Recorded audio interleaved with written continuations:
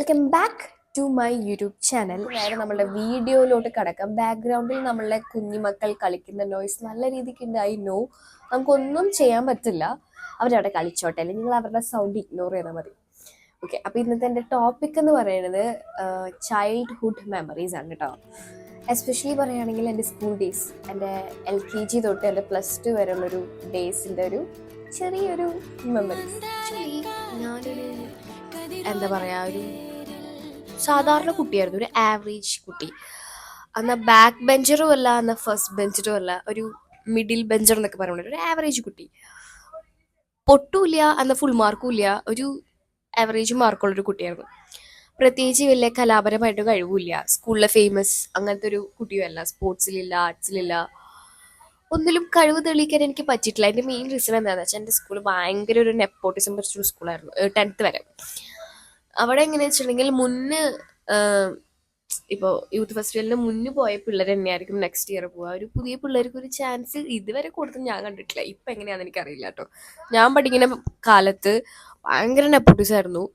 മുന്നു പോയ പിള്ളേരെ മാത്രം കൊണ്ടുപോകുള്ളൂ. പിന്നെ എനിക്ക് പ്രത്യേകിച്ച് അങ്ങനെ എക്സൽ ചെയ്യാനും മാത്രമുള്ള കഴിവുകൾ ഉണ്ടായില്ല. ഞാൻ പറഞ്ഞല്ലോ, ഒരു ആവറേജ് കുട്ടിയാണ്. അങ്ങനെ ഒന്നിലും അങ്ങനെ പെർഫെക്റ്റ് ആയിരുന്നില്ല ഞാൻ. ഡാൻസ് ആയാലും എന്തെങ്കിലുമൊക്കെ കളിക്കും. പാട്ട് പാടാനൊന്നും അറിയില്ല, പിന്നെ പ്രസംഗിക്കാൻ അറിയില്ല. അങ്ങനെ ഒരു കോമ്പറ്റീഷന് പറ്റിയ കഴിവുകളൊന്നും എനിക്കന്ന് ഉണ്ടായിരുന്നില്ല. അപ്പോൾ അതുകൊണ്ട് തന്നെ ഞാൻ ഒന്നിലും പങ്കെടുത്തിട്ട് കാര്യമില്ല. പിന്നെ പങ്കെടുക്കാൻ അവസരങ്ങളില്ല താനും. അതുകൊണ്ട് തന്നെ ഞാനിങ്ങനെ മുരടിച്ച് പോയി അവിടെ ഇരുന്നിട്ട്. സീരിയസ്ലി പഠിക്കാനും വലിയതില്ല. അതുകൊണ്ട് തന്നെ ആർക്കും തന്നെ ആ സ്കൂളിൽ ഒരാൾക്കും ആ സ്കൂൾ അറിയില്ലായിരുന്നു. അങ്ങനെ ഒരു കുട്ടി പഠിച്ചിട്ടുണ്ടെന്ന് ചോദിച്ചിട്ടുണ്ടെങ്കിൽ എനിക്ക് തോന്നുന്നില്ല അവിടെ ആർക്കും. മിന്നു രവിനെ അവിടെ, ഞാൻ 10th വരെ പഠിച്ച സ്കൂളിൽ മിന്നു രവിനെ ആർക്കും അറിയുന്നുണ്ടാവില്ല. ഇവരുടെ ടീച്ചേഴ്സിന് പോലും അറിയുന്നുണ്ടാവില്ല. എനിക്കറിയില്ല, ഞാൻ വീഡിയോ എടുക്കുന്നുണ്ടെന്ന് ഇവിടെ ആരൊക്കെയോ അറിയിച്ചു എന്ന് തോന്നുന്നു. എന്തെന്നില്ലാത്ത പണിയെടുക്കലാണ് ഇവിടെ എല്ലാവരും. ഒന്ന് വീട് പണിയോ എന്തൊക്കെയോ പണി. പിള്ളേരാണെങ്കിൽ ഒടുക്കത്തെ സൗണ്ടിൽ കളിക്കുന്നു, പള്ളിയിൽ നിന്ന് പാട്ട് കേൾക്കുന്നു. ഞാൻ ഈ സമയത്ത് ഇവിടെ നിൽക്കുമ്പോൾ ഇതൊന്നും പിള്ളേരെ കളിക്കുന്ന സൗണ്ട് ഉണ്ടാവുന്നല്ലാതെ ഈ പണിയുടെ ബഹളവും അതുപോലെ ഇതൊന്നും ഉണ്ടാവാറില്ലാന്നേ. എന്തോ പറ്റിയാവോ. എനിവേ, നമുക്ക് കണ്ടിന്യൂ ചെയ്യാം. നമ്മളെവിടെയാ പറഞ്ഞു നിർത്തിയത്? ഞാൻ മറന്നുപോയി. ഓക്കെ, നമ്മൾ പറഞ്ഞു നിർത്തിയത് എനിക്ക് തോന്നണു എൻ്റെ 10th ക്ലാസ് വരെയുള്ള സ്കൂളിലെ കഥയാണ്. 10th ക്ലാസ് വരെ ഒരു കഥയില്ലാത്തൊരു കുട്ടിയായിരുന്നു ഞാൻ.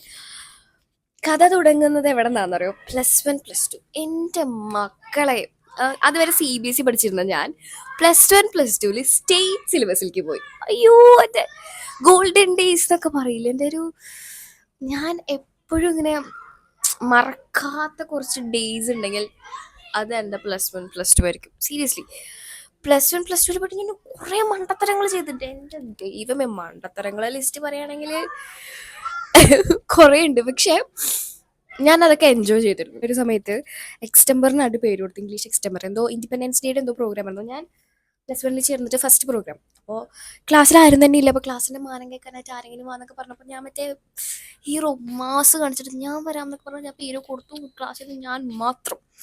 അപ്പോൾ +1 ഞാൻ +2ൻ്റെ ക്ലാസ്സിൻ്റെ ഉള്ളിൽ വെച്ചിട്ടാണ് ഈ പ്രോഗ്രാം നടക്കുന്നത്. എന്ന് വെച്ചാൽ ഒരു +2ൻ്റെ ക്ലാസ്സിൻ്റെ ഫ്രണ്ടിൽ വെച്ചിട്ടാണ് ഞാൻ എൻ്റെ ഈ പ്രസംഗം പറയേണ്ടത്. അപ്പോൾ ഫ്രണ്ടിൽ നമ്മുടെ ജഡ്ജസ് ഉണ്ട്, ടീച്ചേഴ്സ് ഉണ്ട്, ബാക്കിൽ +2ലെ ചേട്ടന്മാരും ചേച്ചിമാരുണ്ട്. എനിക്കെന്തോ ഇന്ത്യനെ പറ്റി ഇപ്പോൾ പറയാനായിരുന്നു ടോപ്പിക്ക്. പക്ഷെ ഞാനിങ്ങനെ പറയുന്നതിൻ്റെ ഇടയിൽ വെള്ളി വീണു. എനിക്ക് ടെൻഷൻ വന്നു കഴിഞ്ഞാൽ ഈ സ്റ്റേജ് ഫിയർ എനിക്ക് നല്ല രീതിക്ക് ഇപ്പോഴും ഉണ്ട്. എനിക്കത് കുറച്ച് ആൾക്കാരെ കണ്ടിട്ടുണ്ടെങ്കിൽ എനിക്ക് വെള്ളി വീഴും.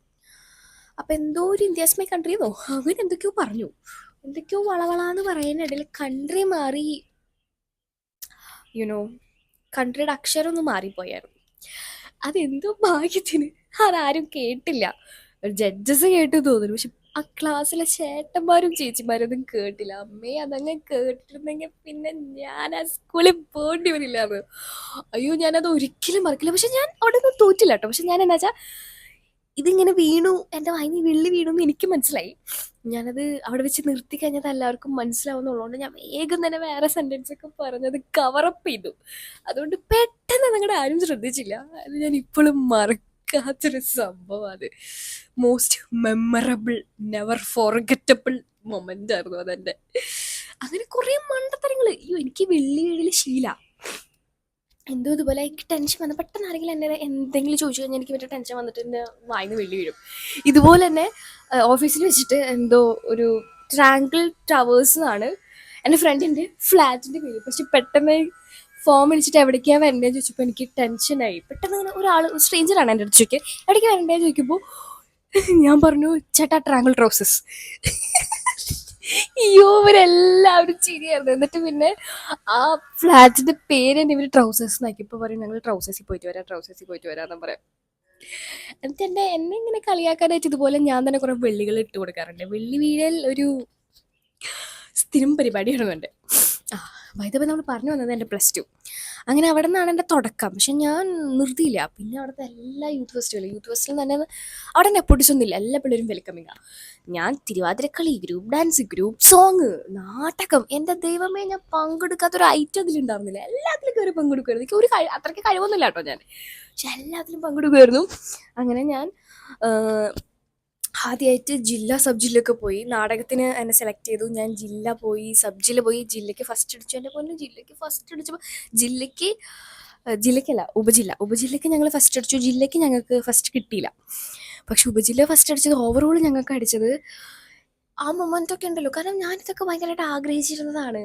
ഇതുപോലെ യൂത്ത് ഫെസ്റ്റിവലിൽ പോകണം എന്നൊക്കെ ഉള്ളത് എൻ്റെ ആ കുഞ്ഞു മനസ്സിലെ ആഗ്രഹങ്ങളായിരുന്നു. അതെൻ്റെ +1 +2 ഞാനതൊക്കെ ചെയ്തപ്പോൾ അതുകൊണ്ടാണ് തോന്നുന്നു ആ സ്കൂളിലേക്ക് ഭയങ്കര സ്പെഷ്യൽ. അതുപോലെ അവിടുത്തെ ടീച്ചേഴ്സ് എനിക്ക് ഭയങ്കര സ്പെഷ്യലാണ്. കാരണം ഈ സ്റ്റേറ്റ് സിലബസിൻ്റെ രസം അറിയുന്നത് ഞാൻ അപ്ലാസ്. അതുവരെ നമ്മളൊരു കൂട്ടിലായിരുന്നു ലിറ്ററലി കൂട്ടിലായിരുന്നു. അവിടെ ഞങ്ങൾക്ക് പ്രിൻസിപ്പളൊക്കെ ഞങ്ങൾക്ക് പേടിയായിരുന്നു. പക്ഷെ ഇവിടെ ഉണ്ടല്ലോ പ്രിൻസിപ്പളൊക്കെ മച്ച തോളത്തൊക്കെ കൈയിട്ട് നടന്ന് എടാ അത് പ്രിൻസിപ്പളാണെന്ന് ആരും പറയില്ല. അങ്ങനത്തെ ചില്ല മനുഷ്യനായിരുന്നു ഞങ്ങളുടെ. ആക്ച്വലി എനിക്ക് സ്കൂളിനെ പറ്റി പറയുകയാണെങ്കിൽ ഒരുപാടുണ്ട് കേട്ടോ. ഇങ്ങനൊന്നും പറഞ്ഞാൽ തീരില്ല. എന്നെ ഒരു എന്താ പറയുക ഒരു ബെറ്റർ പേഴ്സൺ ആക്കാൻ അവർക്ക് ഭയങ്കര ഒരു കഴിവുണ്ട്.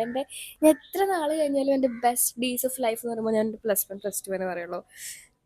ഫ്രണ്ട്സ് ആയാലും ടീച്ചേഴ്സ് ആയാലും മെമ്മറീസ് ആയാലും അടിപൊളിയാണ്. എല്ലാം കൊണ്ടും അടിപൊളിയായിരുന്നു എൻ്റെ +1 +2. അപ്പോൾ എന്തോ എനിക്ക് ഈ വീഡിയോ എടുക്കാൻ തോന്നി. അപ്പോൾ അറിയുള്ളൂ ഇതുപോലെ നിങ്ങൾക്ക് നിങ്ങളുടെ ഏത് കാലമാണ്, 10ാം ക്ലാസ് ആണോ, +2 ആണോ, കോളേജാണോ, ഏതാണ് best days of your life എന്ന് നിങ്ങൾ കമൻറ്റ് ചെയ്യണം. ഇതുപോലെ നല്ല നല്ല മെമ്മറീസ് ഉണ്ടെങ്കിൽ അതും കമൻറ്റ് ചെയ്യണം. ഞാനെന്തിനാ വീഡിയോ എടുക്കണേന്ന് അറിയോ, എനിക്കൊരു സെൽഫ് മോട്ടിവേഷൻ തരാനാണ്. ഞാൻ കുറച്ച് ദിവസമായിട്ട് ഭയങ്കര ലോ ആയിട്ടിരിക്കായിരുന്നു. ഇങ്ങനെ വീഡിയോ ഒക്കെ എടുക്കുമ്പോൾ എനിക്കൊരു എനർജി കിട്ടും. നിങ്ങൾക്ക് ഇഷ്ടമുള്ള കാര്യങ്ങൾ, ഇപ്പോൾ എനിക്ക് വീഡിയോ എടുക്കാനാണ് ഇഷ്ടം, അതുകൊണ്ടാണ് ഞാനത് ചെയ്യുന്നത്. പക്ഷെ ഞാൻ പറയുകയാണെങ്കിൽ നിങ്ങളിങ്ങനെ ലോ ആയിട്ടിരിക്കുമ്പോൾ ഡു സംതിങ് യു ലവ്. നിങ്ങൾക്ക് ഇഷ്ടമുള്ള എന്തെങ്കിലും കാര്യം ചെയ്തു നോക്കിയേ, ഒരു പോസിറ്റീവ് എനർജി അല്ലെങ്കിൽ ഒരു പ്രത്യേക തരം ഒരു എനർജി കിട്ടും. അപ്പോൾ ഡു ട്രൈ ഇറ്റ് ഔട്ട്. അടിപൊളിയാണ്. അപ്പോൾ അത്രേ ഉള്ളൂ. Bye, see you. വേറൊരു വീഡിയോയിൽ കാണാം.